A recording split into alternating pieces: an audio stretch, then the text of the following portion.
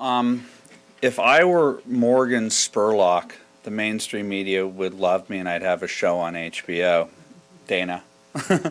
Unfortunately, the McDonald's or the meat packing facility of my muckraking existence is the mainstream media. And I discovered the mainstream.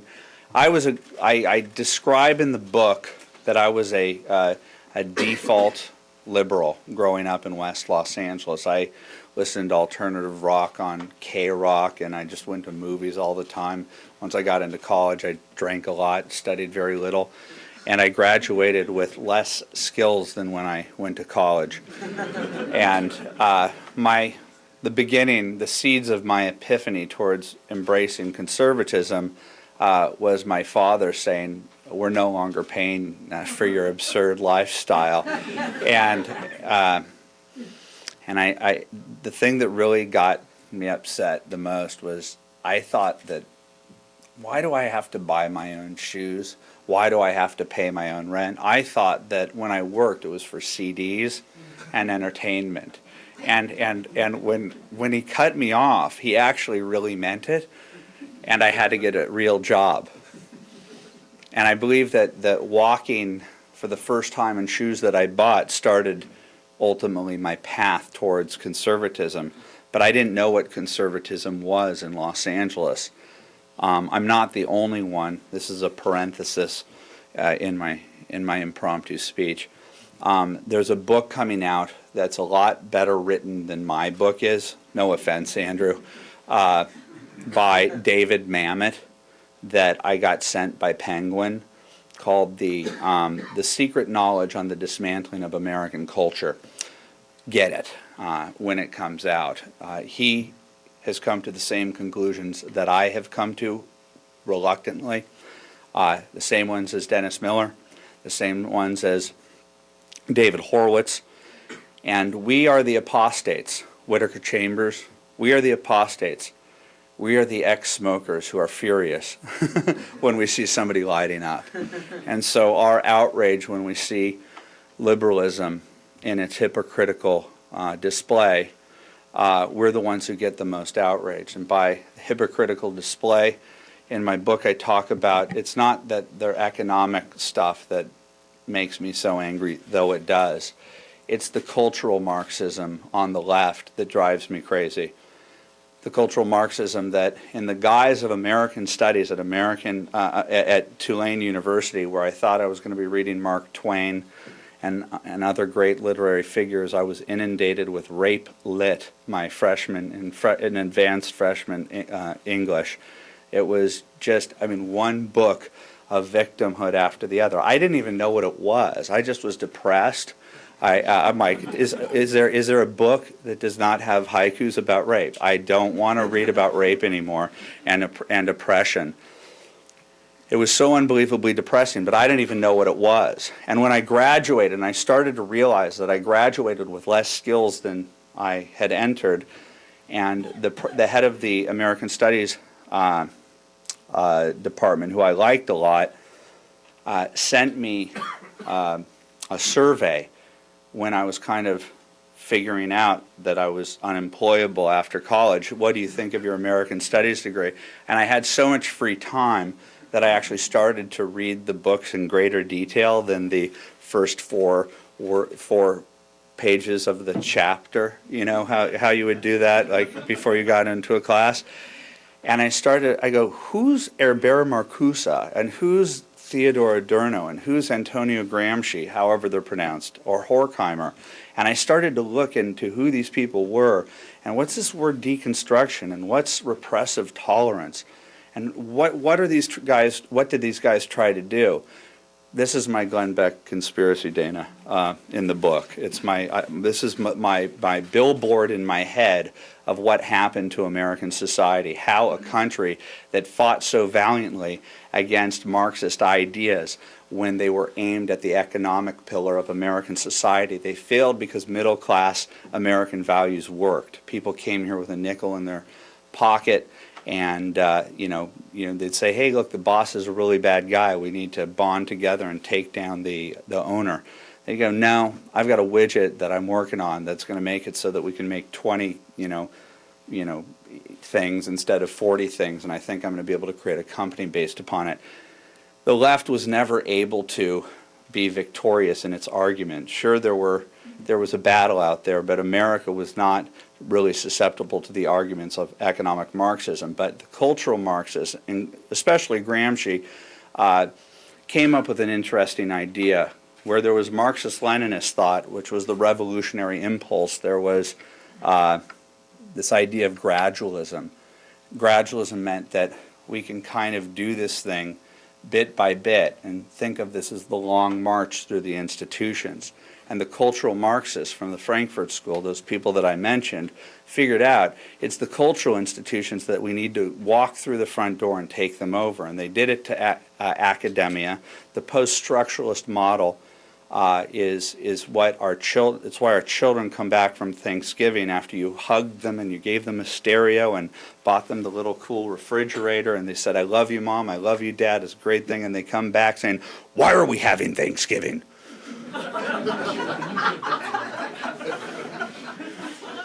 Mom and Dad, you're oppressing Native Americans.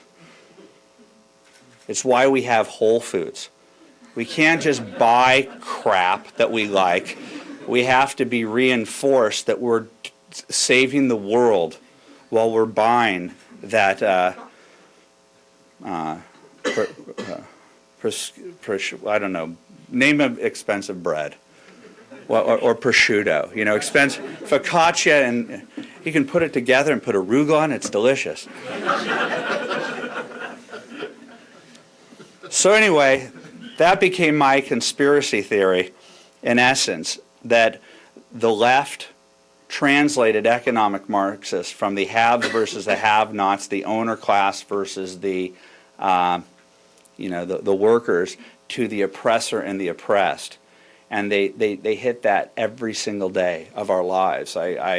It's the theme of my book about why the Tea Party is attacked as being racist. Oppressor, oppress, oppressor, oppressed. You can't go on a TV show as a Republican. I was on Joy Behar the other night, and Stephanie Miller.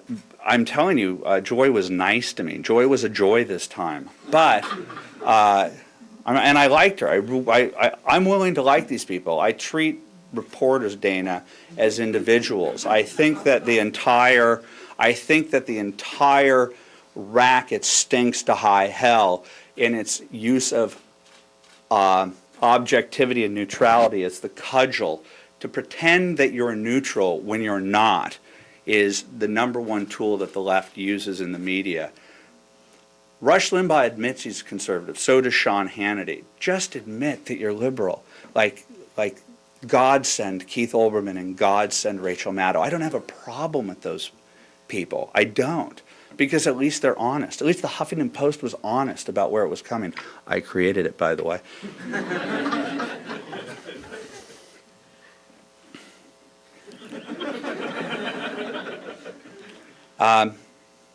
I went on the Joy Behar show, and they said, Alan West racist. Why? Because he said something about, Muslims. I said, Islam isn't a race. But it's just racism. The Tea Party's racist. What do you mean? What did they do? Oh, we have evidence that the Tea Party is racist.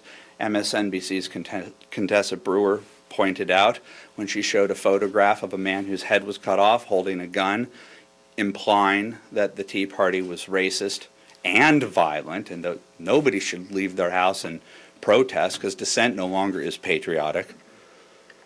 And lo and behold, these evil bloggers who don't have enough fact checkers and don't have enough editors to protect us from ourselves found out that missing head was a black man, a black Tea Partier. And my big revelation was Clarence Thomas hearing. So race was the beginning for me. I was super politically correct. Will you be my friend, sir? Will you? I wanted a black friend so bad. You have no idea. When I was liberal, I did. And then George Bush said, like, the soft bigotry of lowered expectations. I was like, yeah, that made so much sense to me. And the Clarence Thomas hearings was clarifying for me. That was like the moment. I didn't have perspective at that point, but that was the moment that I realized that I wanted race to be my issue. When I saw that Clarence Thomas was the alignment of the press, the feminists, Eleanor Smeal and Patricia Schroeder walking up earnestly, and Peter Jennings, Dan Rather, like, ooh, this is the most serious thing we've ever discussed in the history of the world. And I was pro-choice back then, and I understood, even in my shallow liberalism, that I understood that the subtext of this entire thing was the abortion debate. I wasn't that dumb. When I saw that they were willing to invade his privacy to start grilling him on whether or not he rented pornography simply to embarrass him, to show that he's human and has a human flaw, and that the people who were grilling him were Caucasian, privileged, and in the case of Ted Kennedy, the dictionary definition of workplace sexual harassment. I started to go, okay, I was rooting to take this guy down, and then when I heard people, when I saw the I believe Anita Hill bumpers, I believe Anita, I believe Anita what? That in 6 years of work, or 6 or 5, I didn't fact check it, but in working with him for years and years and years, she went job to job to job, rose through the ranks, got raises, and the worst thing that ever happened was he said that there was a pubic hair on a Coke can. I said, if you worked with me by lunchtime, something worse is going to be said. But I'm not Bill Clinton, who within 1 year became the standard bearer of the Democratic Party a year after the year of the woman, where sexual harassment was defined by pubic hair on a Coke can. Clarence Thomas woke me up, and the Bill Clinton thing got me angry. And I started to figure out what the hell just happened, because I was starting to ask questions and think impure thoughts for Brentwood, where I'm from. OJ's Brentwood. Parenthetically, one of the nicest guys. And he and Marcus Allen were the coolest guys in the world. So it was devastating for us when O.J. Simpson did what he did. I don't know why I told you that, but he was weirdly, he was like the mayor. He just walked around and like he'd catch your eye and he'd go, come on over, let's talk. I'm like, that's so cool. The Jews just talk to me. Marcus Allen, do you know, this is another aside, I'm sorry. It's not Marcus Allen. I was sitting, do you ever see in the NFL, they have the United Way ads where they show NFL guys standing over kids, you know, offering them help with their Spanish or something, you know, and like, when does that happen? I was sitting at Maria's studying for my driver's test when I was 15 years old, and Marcus Allen tapped me on the shoulder and said, what are you doing? I said, I'm studying for my driver's test. And he put his hand on my shoulder and helped me with my driver's test. I literally had a United Way NFL experience.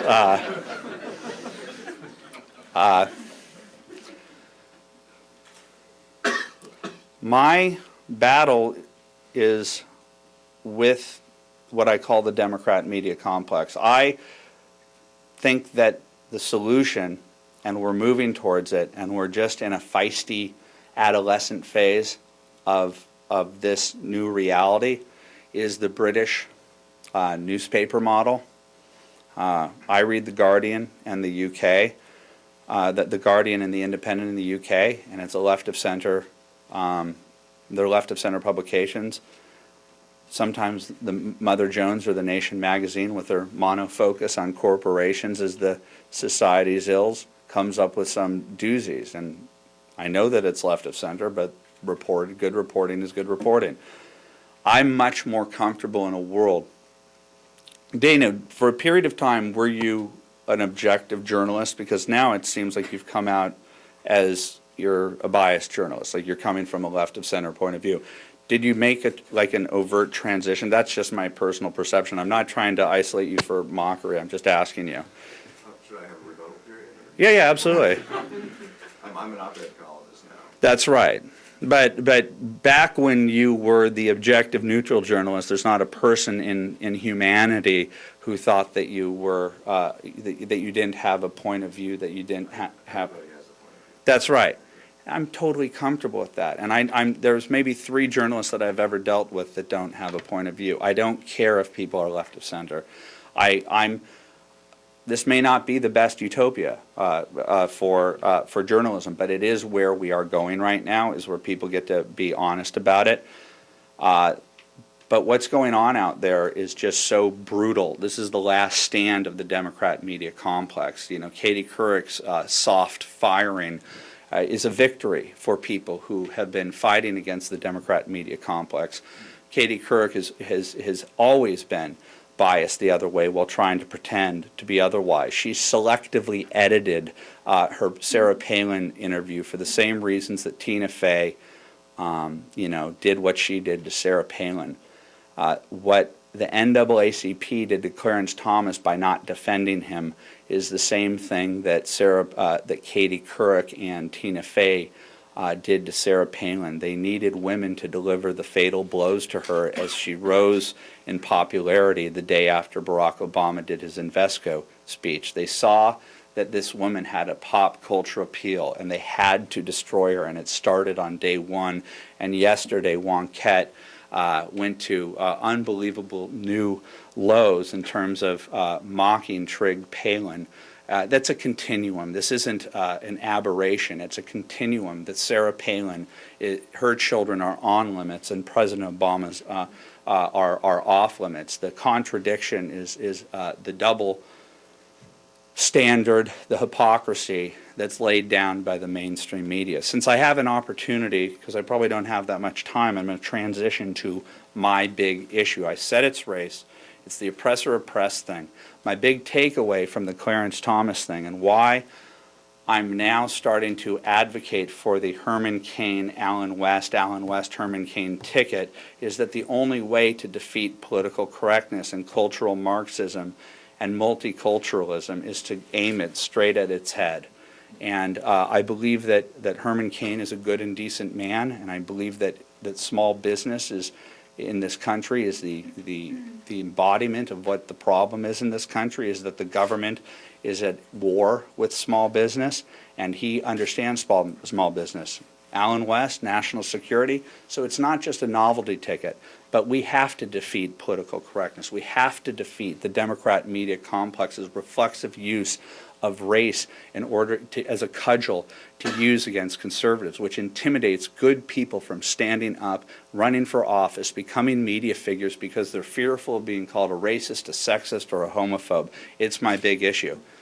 So last year, in defending the Tea Party, starting with the Contessa Brewer smear, just an act of malicious media at its worst, the Tea Party is this juggernaut. It's hurling forward, and the Democratic Party is about to face a Monday after the Sunday in which they voted on the health care bill, with the Tea Partiers set to protest on Capitol Hill on Saturday, the day before the vote. And I start seeing tweets saying that that Barney Frank was called a negative word for being gay. And I heard that members of the Congressional Black Caucus were called the N-word. I'm like, well, that sounds horrible. They finally got what they've been looking for. What do you mean by that they've been looking for? CrashTheTeaParty.org. What was CrashTheTeaParty.org? It was created because they wanted to create the perception that the Tea Party was racist. And when they couldn't get it, they tried to manufacture it. And people would go to the Tea Party's coffee party people dressed as Paul Revere, but holding a noose or acting like they're a Nazi. And an interesting thing about selective editing, John Podesta's operation, think Progress, took a video that featured a Tea Party person escorting out one of the fake Nazis. But they cut out the escorting out part. They just showed a fake Nazi in order to create the perception that the Tea Party abides by Nazis. I consider this behavior evil. That's why I war with these people. I consider what John Podesta did evil. That's why I war with him. And Eric Bullard, they enabled this type of stuff.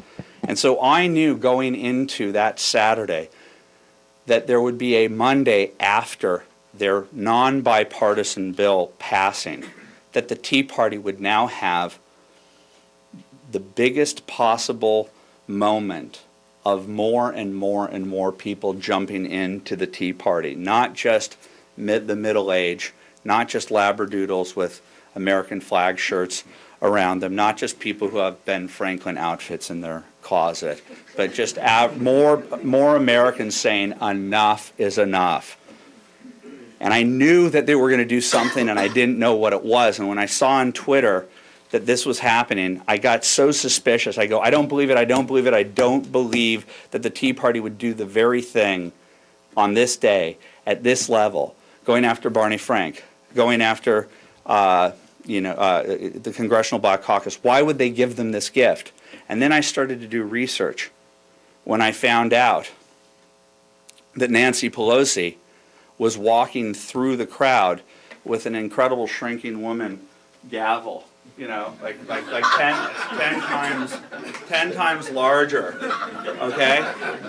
And then you had, I started, that was an hour after Congressman Carson said to a reporter, and we have the audio, oh, yeah. We walked out of the Cannon House step buildings, yes. And a mob of 400 people gathered around us, 400. And they started to hurl the N-word 15 times by 15 people. Like, oh, really? Yeah, absolutely. It was a mob. We thought that they were going to throw stones.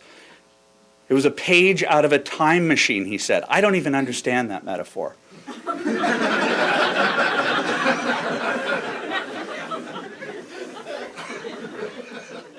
And he said the police caught wind of it and they got us out of there.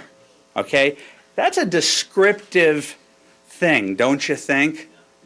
That's really like, that sets an image in your head, a page out of a time machine. I can envision that page in a time machine. And Li Feng said, I was standing over there, I knew something was going on. And then McClatchy Papers said, oh yeah, it absolutely happened. And Emmanuel Cleaver said, yeah, I was there. And then John Lewis asked about it, said, I've gone through terrible times. So you could tell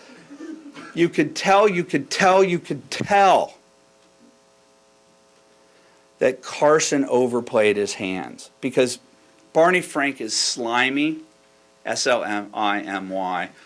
Barney Frank is slimy, but he's smart, he's clever. Nobody could disprove that he was called a faggot once. And so it was like, that sucked. I would have punched that guy in the nose. I go, what are you thinking, you idiot? You idiot? And I think that Tea Party people would have done that. So I don't believe Barney Frank had that experience. And I do know that paranoid-looking Jesse Jackson Jr. was not looking for family photos to look for 20 years ago. I was at the historic signing, and I decided not to walk under the comfortable confines of the Capitol. I wanted to be with my fellow citizen who disagreed with me. He went looking for a YouTube moment that would go viral, and none of them got it, and Congressman Carson made it up. He lied, and the mainstream media abided by it. And I started to put together the pieces, the big gavel, the stupid over-description of an event that didn't happen, where no Capitol policeman said that this happened. No videotape emerged during that period of time. And I said, I'm calling bullshit on this. And I offered $100,000 for any video that showed not once, not 15 times, once. And you know what happened? They shut up. They go, yes, it happened. It was the worst thing that ever happened in the world. George Stephanopoulos, oh my God, the Tea Party, they're the worst people that ever happened in the history of the world. We're racist. We knew they were racist, but it happened. It happened. It finally happened. That meme died when I offered the $100,000. It died. But then Jesse Washington of the Associated Press called me up and made the argument that the absence of video does not mean the event didn't happen. You people! It freaked me out, and I was like, what can I do? What can I do? What can I do here? And so I said, okay, let's find the video. Let's find it. And we found 4 videos from the exact space that Carson said it happened, the exact space that Jesse Washington said that it happened. 4 videos, and you see them walking out of the Cannon House step buildings. Congressmen Carson and Lewis. And walking a beat behind them, checking his cell phone, is Caucasian American John Shattuck, former Republican congressman from Arizona. And they walked down briskly down the steps. And it didn't happen. Period. I have 4 videos that prove that members of Congress lied, and the mainstream media abided by it. And the mainstream media will not show those videos because the narrative is too important to them. They need to destroy the Republican Party and the conservative movement based upon the issue of race. Now, do you know why I want to bring Herman Cain and Allen West into this? Herman Cain and Allen West and Tim Scott won, not because of black support, because of white Tea Party support. They had historic wins. Imagine being a black candidate where you're not a Democrat. The only way to win is to have absolute Tea Party conservative support, and they won, despite the mainstream media insinuating these people are Uncle Toms. My revelation as a hippy-dippy party boy who just wanted everybody to get along kumbaya style in L.A., who had the shallowest form of indoctrination you could possibly have, all I wanted was people to get along. I'm from Rodney King, Los Angeles, okay? I do not abide by liberalism that embraces a multiculturalism that pits white people against black people, Hispanics against white people, gays versus straights for political gain. I do not abide by a liberalism that tells a black person or a Hispanic or a gay person that they can't be a conservative. That's where I come from. That's my battle. Am I a journalist? I don't care. I don't care what your definition is of what I do. The media, that's their big deal. Are you a journalist? You're an activist. I go, well, the stuff I've reported is reporting. But when I get so pissed off that the mainstream media is acting in bad faith and many times in an evil fashion, I'm sorry if sometimes I get angry. That's what I do. I'm happy to have this book out. I'm not doing this for the money. I have a mortgage. And I have 2 house payments. A mortgage and 2 car payments. The last 2 years have been brutal. I've been called a racist more times than you can possibly imagine, when my entire reason for being is to end racism and to make it so that black people and Hispanics in this country have the freedom to think like they want to think. So I'm going to continue doing what I'm going to do. And the good part about what I do is I'm a Pied Piper. And I like to find other people who feel the same way, who are righteously indignant like I am. And we're living the most exciting times right now. It's the most exciting times in the history of media, where every single person in this country can't just have a Drudge Report front page with links, but that you have the ability to record history and to go against the narrative. And people are doing it, and it's having an effect on our participatory democracy. The problem is the people reporting on this very exciting time in media are people like Katie Couric who are losing their jobs because they're not doing their jobs. So I'm going to go start taking out more media people, metaphorically. And that's it. Thank you.